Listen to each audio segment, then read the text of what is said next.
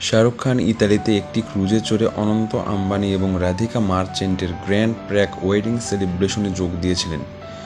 পরিবার, ফ্রেন্ড, ইন্ডাস্ট্রির অসংখ্য বিশিষ্ট ব্যক্তিকে আমন্ত্রণ জানিয়েছে। প্রি ওয়েডিং ফাংশন থেকে অনেক ভিডিও এবং ছবি ভাইরাল হওয়ার সময় এসআরকে এর একটি বিশেষ ভিডিও তার নতুন চেহারাটি উল্লেখযোগ্য মনোযোগ আকর্ষণ করেছে। শাহরুখ খান সাদা স্কার্ফের সঙ্গে নীল স্যুট পরেছিলেন। তিনি স্পোর্টস চশমা এবং একটি চুলের স্টাইল এবং দাড়ি যা জনি ডেপের ভক্তদের মনে করিয়ে দেয়। তাকে রণবীর কাপুরের সাথে আলাপচারিতা করতে দেখা যায়। তিনি একটি সাদা জ্যাকেট এবং ম্যাচিং প্যান্টের সাথে বেইজটিতে সুদর্শন দেখাচ্ছিলেন। শাহরুখের চেহারা সম্পর্কে এক ভক্ত টুইট করেছেন, জনি ডেপের মতো দেখতে।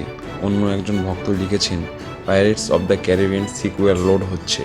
রণবীর সিং, আলিয়া ভাট, রণবীর কাপুর, কারিশমা কাপুর, সারা আলি খান, ইব্রাহিম আলী খান, অনন্যা পান্ডে, করণ জোহর, জাহ্নবী কাপুর, বনি কাপুর এবং দিশা পাটানি ইতালিতে ক্রুজ পার্টিতে অংশ নেওয়া 800 জন অতিথির মধ্যে ছিলেন।